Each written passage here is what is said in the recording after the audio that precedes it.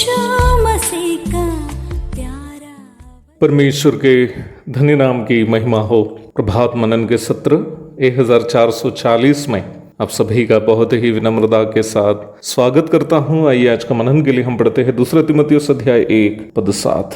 क्योंकि परमेश्वर ने हमें भय की नहीं पर सामर्थ और प्रेम और संयम की आत्मा दी है। पढ़ी गई पद के बारे में हम कल ये मनन किए थे कि इफिसुस की कलीसिया में सेवा करने के दरमियान अंदर से एवं बाहर से होने वाली परेशानियों के कारण आत्मविश्वास खोकर उदास हुआ तीमुथियुस को हिम्मत प्रदान करते हुए प्रेरित पौलुस इन बातों को लिखा है। जब पौलुस तीमुथियुस से इस प्रकार कहता है कि परमेश्वर ने हमें भय की नहीं पर सामर्थ्य और प्रेम और संयम की आत्मा दी है, पौलुस उनको ये भी समझा रहा है कि प्रभु की सेवा कभी भी अपनी क्षमताओं के सहारे करने का कार्य नहीं बल्कि प्रभु से मिलने वाली क्षमताओं से करने का कार्य है। प्रभु की सेवा में अक्सर लोग तब निराश हो जाते हैं जब अपनी सारी कोशिशें फल नहीं लाती हैं। ऊपर से अपनों से एवं परायों से सताव भी आने लगता है। सेवा करने वाले लोग पूर्ण रूप में टूट जाते हैं। बहुत सारे ऐसे प्रभु के दासगण भी हैं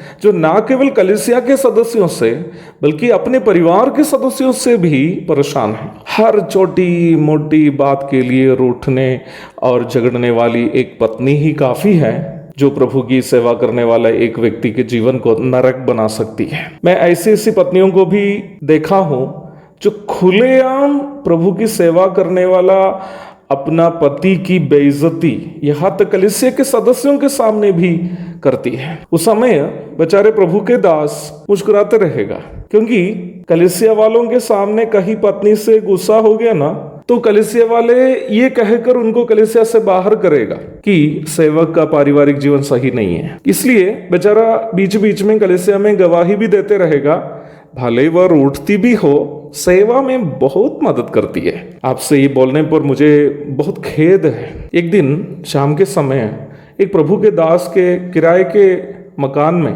उनको मिलने की इच्छा से मैं पहुंचा। उस समय वो प्रभु के दास मकान के चारों तरफ चक्कर लगा रहा था। मैंने सोचा कि वो कुछ खोज रहा है। बाद में पता चला कि सेवा क्षेत्र से आने में विलंब होने के कारण पत्नी दरवाजा अंदर से बंद करके पास्टर साहब को बाहर रखी हुई है। अब कहिए, इस प्रकार अंदर से और बाहर से सताव का सामना करने वाले प्रभु के दासगण कितने तनाव में जीवन बिता रहे होंगे। पौलुस यहाँ तीमुथियुस से कह रहा है कि सेवा हम अपने बल पर नहीं कर पाएंगे, अपनी क्षमताओं से नहीं कर पाएंगे। यदि हम अपनी क्षमताओं से प्रभु की सेवा करते हैं तो उन क्षमताएं जब समाप्त हो जाती है तो हम निराश और उदास हो जाएंगे, टूट जाएंगे। हम आगे की ओर देखकर डरने लगेंगे कि आगे हम कैसे बढ़ेंगे। इसलिए परमेश्वर के आत्मा हमें परमेश्वर की सामर्थ देता है ताकि हम जब दुर्बल, निराश एवं उदास हो जाते हैं, टूट जाते हैं, तो वो सामर्थ जो परमेश्वर की है हमारे द्वारा सेवा को जारी रखेगी।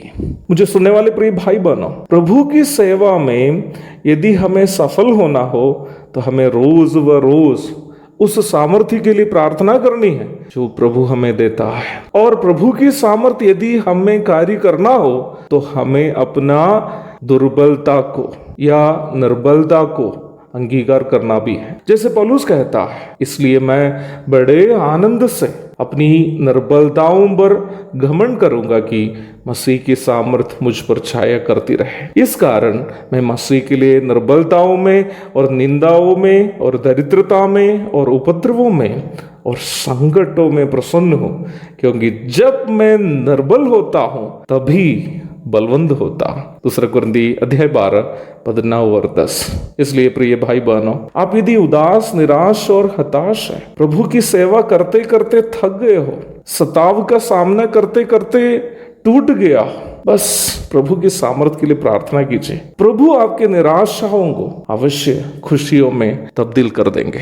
एक और शुभ दिन की धन्य कामनाओं के साथ आज का मनन का मैं यहाँ पूर्ण विराम करता हूँ। प्रभु आप सभी को अपनी सामर्थ्य से भर दे ताकि आप सभी प्रभु के लिए बड़े बड़े कार्य कर सके, उनकी शक्ति से, उनकी सामर्थ्य से। आमीन। मारानाथा।